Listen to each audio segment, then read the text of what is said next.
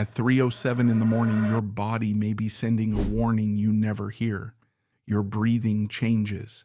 Your heart rate jumps. Your oxygen level dips for a few seconds. You roll over, fall back into deeper sleep, and wake up thinking nothing happened. But your watch, ring, phone, or mattress sensor may remember it. Sleep is not just rest. Sleep is a nightly health report. And sometimes the first signs of stress, illness, poor recovery, breathing problems, or burnout appear when you are completely unconscious. But can sleep technology really reveal hidden health problems? Or are these devices turning normal human variation into anxiety? Modern sleep trackers can measure movement, heart rate, breathing patterns, oxygen changes, skin temperature, and recovery trends. Some features are supported by clinical evidence. Some are useful but imperfect. Some are early stage, and some are mostly marketing. In this video, you will see how sleep data works, what science supports, what warnings you should not ignore, and why one mistake can turn helpful numbers into unnecessary fear. Near the end, we will reveal the biggest sleep tracking mistake most people make. Most people judge sleep by one question: how many hours did I get? But the body asks better questions. Was your sleep deep or fragmented? Did your breathing stay stable? Did your heart calm down overnight? Did your temperature rise? Did you wake up exhausted even after 8 hours? Imagine a 32-year-old office worker. Every morning he blames his tiredness on stress. Coffee becomes breakfast. Brain fog becomes normal. His phone says he slept 7.5 hours, so he assumes the problem is discipline, but the pattern is hiding underneath: frequent awakenings, elevated nighttime heart rate, low recovery, and occasional breathing disturbances. Not a diagnosis, not proof of disease, but a clue. This is why sleep data matters. Not because it replaces a doctor, but because it may reveal patterns people ignore for months. Most consumer sleep trackers do not watch your brain directly. A clinical sleep study called polysomnography can measure brain waves, eye movement, muscle activity, breathing, oxygen, heart rhythm, and more. That is the medical gold standard for many sleep disorders. Your wearable usually works differently. A wristwatch or ring uses motion sensors to estimate when you are still, heart sensors to follow pulse changes, sometimes oxygen sensors to estimate blood oxygen, and temperature sensors to watch overnight shifts. Then software turns those signals into a sleep score, sleep stages, recovery estimate, or warning. So when an app says you had 22% REM sleep, it is not reading your dreams. It is making an educated estimate based on body signals. That estimate can be useful, but it is not the same as a laboratory test. The most practical value is often not one perfect number. It is the trend. One bad night means very little, but 2 weeks of rising nighttime heart rate, poor sleep regularity, lower oxygen patterns, and morning exhaustion, that is a signal worth respecting. First, stress and poor recovery. When your body is under pressure, your nighttime heart rate may stay higher than usual. Heart rate variability may drop. You may wake more often, even if you do not remember it. This does not prove anxiety, overtraining, or illness, but it can show that your body is not settling down. Second, possible breathing problems. Sleep apnea happens when breathing repeatedly stops and restarts during sleep.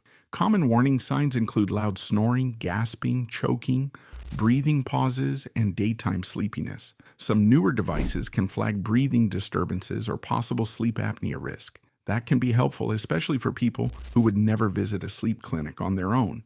But here is the boundary. A tracker can raise suspicion. A medical evaluation confirms what is happening. Third, illness and inflammation. Some users notice that before they feel sick, their resting heart rate rises, temperature changes, and sleep becomes fragmented. Research in this area is promising, but it is not magic. Wearables may help detect changes from your personal baseline, not identify exactly what disease you have. Fourth, lifestyle damage. Late alcohol, heavy meals, irregular bedtimes, too much screen time, overtraining, a stressful argument at midnight. Your body often records these choices before your mind admits the pattern. Established medical understanding is clear. Sleep matters for health. Insufficient sleep is linked with higher risk of heart problems, obesity, depression, injury, and other serious conditions. Adults who regularly sleep fewer than 7 hours are more likely to report several health issues. There is also growing evidence that sleep regularity matters. Not just how long you sleep, but whether your sleep timing is consistent. Large studies using accelerometer data suggest irregular sleep may be associated with higher long-term health risks. Now, the technology evidence is more mixed. Consumer trackers are generally better at estimating sleep versus wake than they are at perfectly identifying sleep stages like light, deep, and REM. Reviews comparing wearables with clinical sleep testing show improvements, but also meaningful errors, especially when people have insomnia, restless sleep, unusual schedules, or medical conditions. The American Academy of Sleep Medicine has warned that consumer sleep technology should not replace proper medical evaluation, especially when diagnosing or treating sleep disorders. These devices are not useless. They are also not doctors. They are early warning tools, habit mirrors, and conversation starters. So how do you actually use sleep data without becoming obsessed? Start with a 7-night baseline. Do not judge your health from one night. Look for your normal range. Then track 4 simple signals. 1. Total sleep time. Are you consistently getting enough sleep? 2. Sleep regularity. Are you going to bed and waking up around the same time? 3. Recovery signs. Is your nighttime heart rate higher than normal? Is your recovery score dropping for several days? 4. Breathing or oxygen warnings. Are there repeated alerts, loud snoring, gasping, or unexplained daytime sleepiness? If one number looks strange once, do not panic. If the same pattern repeats and you feel unwell, talk to a qualified healthcare professional. The best use of sleep tech is not chasing a perfect score. It is changing one behavior at a time. Move caffeine earlier. Keep alcohol away from bedtime. Make the room cooler and darker. Stop late, heavy meals. Keep a consistent wake time. Use morning light. Build a wind-down routine. Then watch whether the trend improves. But there is a darker side. False alarms can scare healthy people. False confidence can make sick people ignore symptoms. A device may miss a real problem or flag a pattern that turns out to be harmless. Then there is privacy. Sleep data can reveal intimate information. When you are home, when you wake, how stressed your body appears, whether you may have a medical concern. Before using any app, check what data it collects, whether it shares data with third parties, and whether you can delete your information.